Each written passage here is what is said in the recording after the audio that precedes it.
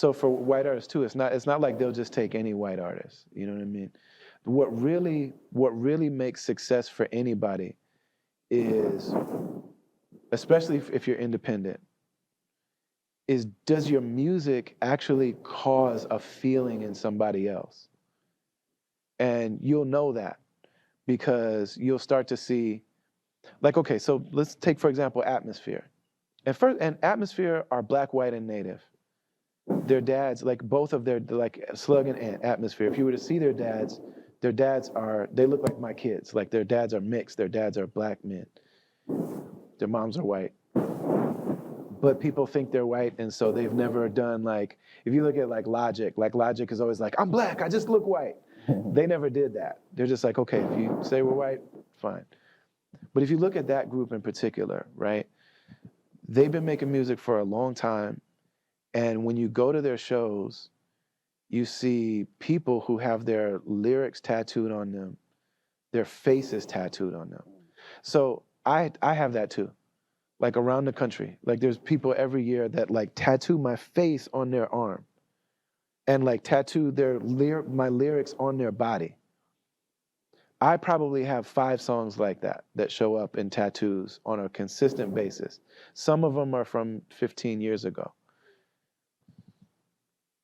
That's not the industry doing that.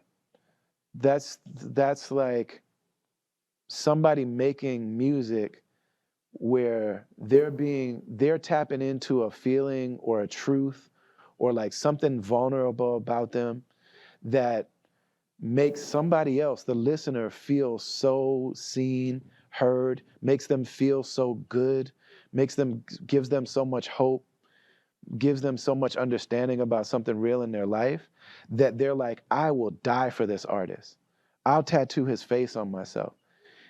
That's something that the industry has nothing to do with. That's something racism has nothing to do with. You know what I mean? If you look at like artists across the board, like, you know, if you go to like Memphis or the Bay Area, in the Bay Area, there's artists that you and me don't even know who they are unless you really study like Bay Area music. So like I go to the Bay and I might ask Mr. Fab or somebody like, hey, what are we listening to? There are people in the Bay, there are like black artists in the Bay, Filipino artists in the Bay that like most of us have never heard of. There's a whole crew of like Filipino artists in California, you know what I'm saying? Called Beat Rock Records. You go to their shows, it's all Filipinos. It might be 400 people. It's not thousands and thousands of people, but like they're in there with tattoos of those artists' lyrics. When those songs, they're listening to those songs and they're crying. And the thing about it is like, I have 5 or 6 of those. So when I do a show, it's a certain number of people. Atmosphere has 30 of those. So when they do a show, it's more people. And that's the real part that like for artists, that's the thing to focus on. It's like, man, do you make a song, because that thing too can be scaled. So like if you make a song that like people, it's gotta be people you don't know. But like are there people that you don't know who, when their baby is born or when they get married, they're playing your song? Have you given them that song? Because if you haven't given people that song, then you just thinking you're dope. You might be dope. You could be dope all day if you don't make those songs, like your song, the actual song, and the people's response to it that you don't know.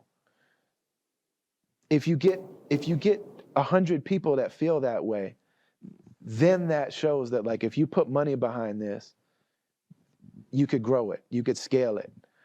But it's like if you don't make music that does that. So I think all these people, and I do know artists from here, and I love them, and they're dope. But when I think about like, where's the song? Not like do people like so and so? Not do people mess with so and so? What's the song that you made that somebody that like is part of somebody's heart? Yeah. Like that's the reason why Tupac is like, man, I'm saying a woman said that Tupac raped her. But it's like, man, Tupac is part of our heart. So like if Tupac makes a mistake or does something wrong, it's like, or if Pac could make 100 songs that I don't like, But it's like, man, when Dear Mama, that song, and he said stuff in that song he wasn't supposed to say. He's vulnerable in that song in a way. Even when you were a crack fiend, mama, you always were a black queen, mama. There were people that like, that's messed up. You called your mama crack fiend on a record.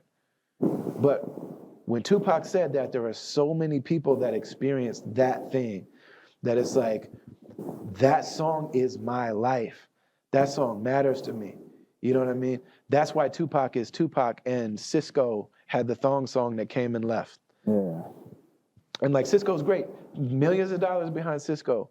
Or whoever, you know what I'm saying? But Like it's levels. It's levels to stuff. Well, there's like, have you created the actual art that is part of people's life?